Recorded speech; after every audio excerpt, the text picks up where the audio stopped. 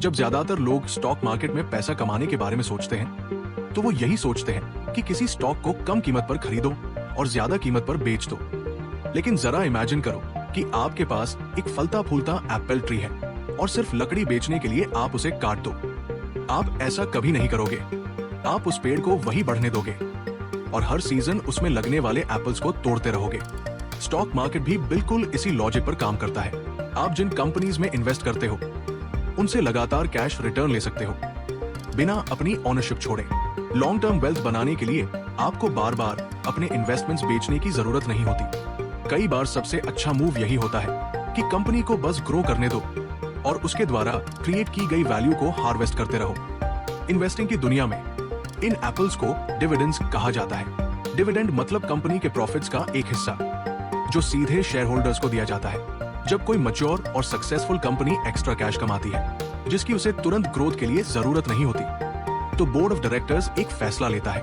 वो पैसा कंपनी में पड़ा रहने देने के बजाय उसे उन लोगों को रिवॉर्ड करने में इस्तेमाल किया जाता है जिन्होंने उस बिजनेस में इन्वेस्ट किया है। इस पैसे को पाने के लिए आपको कोई फॉर्म भरने की जरूरत नहीं होती। ये ऑटोमेटिकली डिस्ट्रीब्यूट होता है और सीधा कैश बनकर आपके ब्रोकरेज अकाउंट या बैंक अकाउंट में आ जाता है। डिविडेंड्स एक डायरेक्ट पाइपलाइन की तरह काम करते हैं जिससे आप कंपनी की ऑनगोइंग सक्सेस में हिस्सा लेते हो, यानी आपकी पैसिव ओनरशिप एक असली स्पेंडेबल रिवॉर्ड में बदल जाती है। अब इसके पीछे का मैथ बेहद सिंपल है। अगर आपके पास किसी कंपनी के 100 शेयर्स हैं और कंपनी $1 पर शेयर डिविडेंड अनाउंस करती है तो आपको $100 कैश मिलेगा।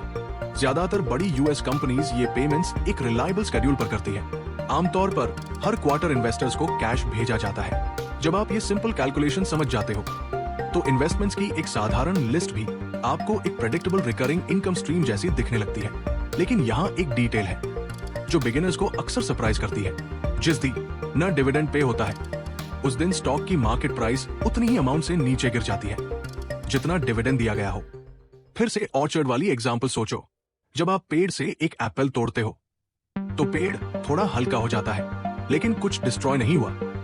बस अब एप्पल ब्रांच पर होने के बजाय आपकी बास्केट में है। ठीक वैसे ही आपकी टोटल वैल्यू कम नहीं होती।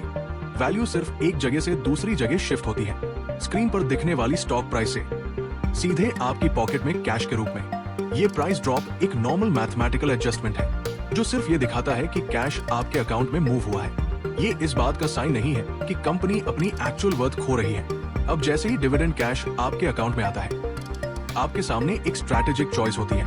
पहला ऑप्शन, आप उस कैश को स्पेंड कर सकते हो। यही असली पैसिव इनकम है। आप उस मनी को निकालकर ग्रोसरीज खरीद सकते हो, वेकेशन फंड कर सकते हो या रिटायरमेंट में डेली एक्सपेंसेस चला सकते हो। दूसरा ऑप्शन है ड्रिप यानी डिविडेंड री इन्वेस्टमेंट प्रोग्राम। इसमें आपका ब्रोकर उसी कैश से ऑटोमेटिकली उसी स्टॉक के फ्रैक्शनल शेयर्स खरीद लेता है। यहीं से कंपाउंडिंग का स्नोबॉल इफेक्ट शुरू होता है। री इन्वेस्टेड डिविडेंड्स और शेयर्स खरीदते हैं, वो शेयर्स और डिविडेंड्स जनरेट करते हैं और धीरे धीरे ग्रोथ एक्सेलरेट होने लगती है। यही एक डिसीजन आपका पाथ तय करता है। आप डिसाइड करते हो कि मार्केट को आज अपनी लाइफस्टाइल फंड करने के लिए इस्तेमाल करना है या फ्यूचर नेटवर्थ कंपाउंड करने के लिए।